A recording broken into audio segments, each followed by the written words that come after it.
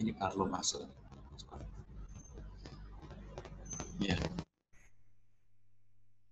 Dalam riwayat lain mengatakan kekayaan Nabi Ibrahim mencapai 12.000 ekor ternak. Jadi ada berbagai riwayat yang mengatakan berbeda-beda ya. Mencapai 200.000 ekor ternak. Suatu jumlah yang menurut orang di zamannya adalah tergolong miliuner. Berarti kaya raya nih Nabi Ibrahim. Ketika pada suatu hari Ibrahim ditanya oleh seseorang, milik siapa ternak sebanyak ini wahai Ibrahim? Maka Ibrahim menjawab, kepunyaan Allah dan kini masih milikku. Sewaktu-waktu bila Allah menghendaki, aku serahkan semuanya kepada Allah. Jangankan cuma ternak, bila Allah meminta meminta anak kesayanganku yaitu Ismail, niscaya akan aku serahkan juga. Masya Allah. Dalam kitab Ibnu Katsir, tafsir Ibnu Katsir ya, mengemukakan bahwa pernyataan Nabi Ibrahim yang akan mengorbankan anaknya jika dikehendaki Allah, itulah yang kemudian dijadikan bahan ujian, yaitu Allah menguji iman dan takwa Nabi Ibrahim melalui mimpinya yang hak, agar ia mengorbankan putranya yang kala itu masih berusia 7 tahun. Berusia 7 tahun mau disembelih. Anak yang elok rupawan, sehat, lagi cekatan ini supaya dikorbankan dan disembelih dengan menggunakan tangannya sendiri. Sungguh sangat mengerikan. Nah ini riwayat ya, ada ayat yang menyatakan Ibrahim berkata, wahai anakku, sesungguhnya aku melihat dalam mimpi bahwa aku menyembelihmu, maka pikirkanlah apa pendapatmu. Ismail menjawab, wahai bapakku, ya abati, kerjakanlah apa yang diperintahkan kepadamu, niscaya, insya Allah engkau akan mendapatiku termasuk orang-orang yang sabar. Surat As-Saffat. Ketika Nabi Ibrahim dan Nabi Ismail siap untuk melaksanakan perintah Allah, datanglah setan sambil berkata, Ibrahim, kamu orang tua macam apa? Kata orang nanti, anak saja disembelih. Kata orang nanti, apa tidak malu? Tega sekali engkau. Anak satu-satunya disembelih. Coba lihat, anaknya lincah seperti itu. Anaknya pinter lagi, enak dipandang. Anaknya patuh, seperti itu kok dipotong. Tidak punya lagi nanti setelah itu. Tidak punya lagi anak yang seperti itu loh. Belum tentu nanti ada lagi seperti dia. Memangnya jajan ada seperti itu ya.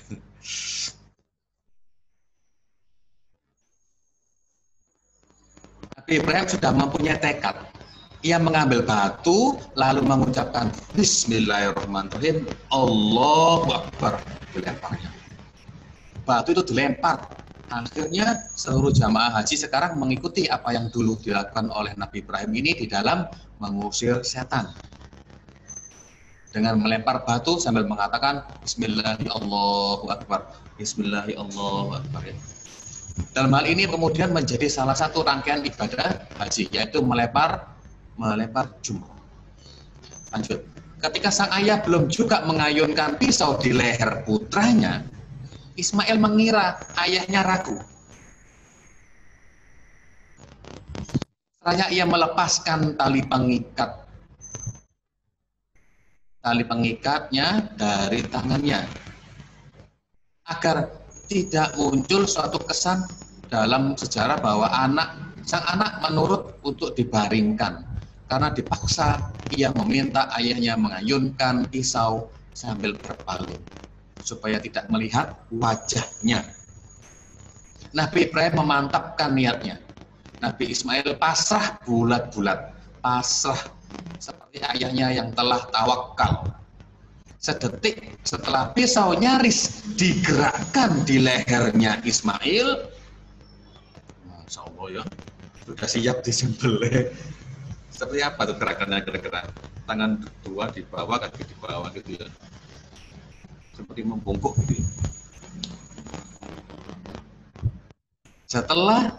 Sedetik setelah pisau nyaris digerakkan, tiba-tiba Allah berseru dengan firman-Nya, menyuruh menghentikan perbuatannya, tidak usah diteruskan pengorbanan terhadap anaknya.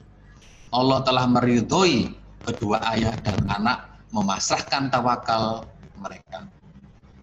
Sebagai imbalan keikhlasan mereka, Allah mencukupkan dengan menyembelih seekor kambing sebagai korban. Diterangkan dalam surat As-Saffat ayat 107 sampai 110. Sudah siap-siap nak ya? Piye nih ya? Disiapkan badannya begitu, pisau sudah di lehernya, hampir saja disembelih. Allah mengatakan cukup, sudah disuruh menghentikan perbuatannya.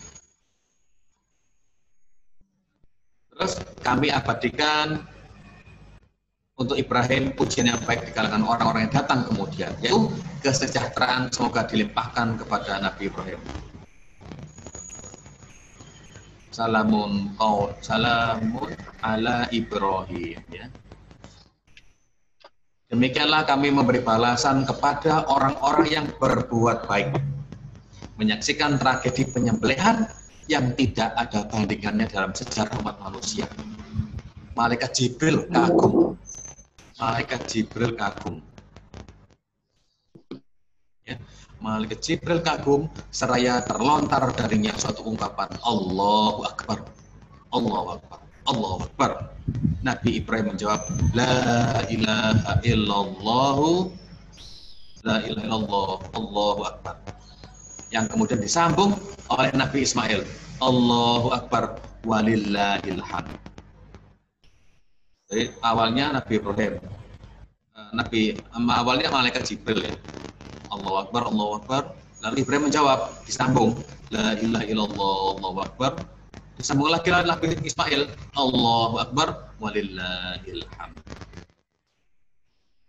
Itulah kisahnya ya, Nabi Ibrahim yang diuji dengan menyembelih anaknya, yaitu Nabi Ismail. Wah, luar biasa ya. Nah, anaknya yang sudah kelihatan mata di depan, siap-siap disembelihnya. Masya Allah. Oke, silakan tuliskan hikmah yang ada pada kisah tersebut. Tapi kecuali tolong, kita udah tahu kan bahwa itu adalah sabar dan intinya sabar ya. Sabarnya jangan dituliskan di situ karena sudah pasti hikmahnya adalah diminta untuk sabar. Nah, coba cari dari sudut pandang yang lain. Apa hikmah dibalik kisahnya Nabi Ibrahim dan Nabi Ismail ini? Silakan ditulis di chat.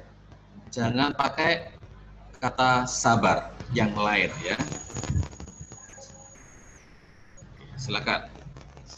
Ini saya mulai membacanya nih.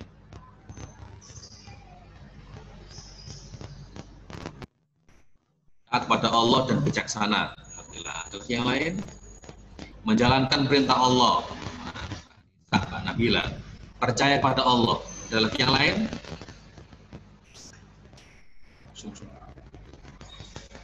Bertakwa pada Allah, Mbak Kirana. Taat pada Allah. Ada lagi yang lain? Serta membaca di sini percaya, berarti beriman pada Allah, bertakwa, taat. Ada lagi yang lainnya? Ayo temukan hikmah apa yang ada pada kisah tersebut. Pada Allah. Mas Nizam mengikuti kata Allah. Ada lagi yang lain selain sabar?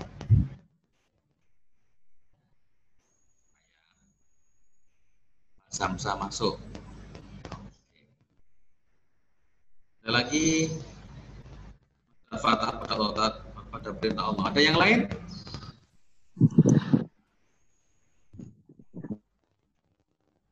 Taat pada perintah Allah, berbakti pada orang tua. Oh ya, berbakti pada orang tua ya. Karena Allah itu menyuruh Nabi Ibrahim menyuruh kepada anaknya, menyuruh kepada Ismail, bagaimana pendapatmu jika aku diperintahkan oleh Allah untuk menyembelihmu? Jangan, B. Terus katanya gitu. Ikhlas karena Allah.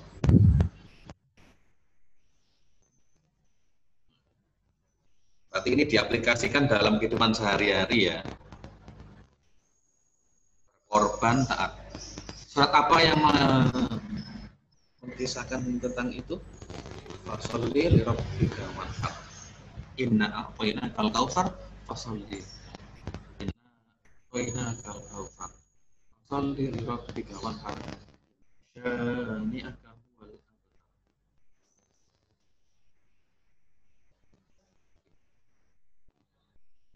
Ikhlas karena Allah. Ada lagi yang lain. Mbak Fia mengucapkan ikhlas kepada Allah. Mas Atta berbakti kepada orang tua. Ada lagi yang lain. Ayo. Ada lagi kok.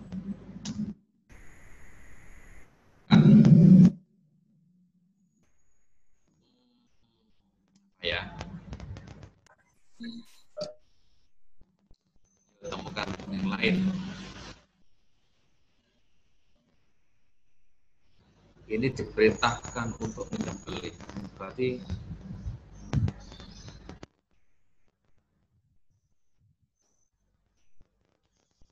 sudah perintahnya Allah, berarti kita harus nuruti perintahnya Allah. Yang antaranya apa? Kalau perintahnya Allah dalam yang kita lakukan sehari-hari ini, perintahnya Allah yang sudah kita lakukan adalah sholat berjamaah tepat waktu, sedekah, berbuat baik kepada orang tua, birrul walidaini. Ini aja, ada lagi loh yang lainnya. Ayo, coba temukan.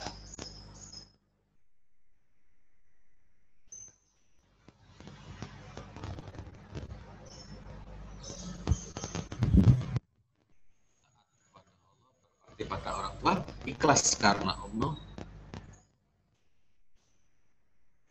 Oke, baik. Ya, sudah ingat. Terima kasih Mbak Atika.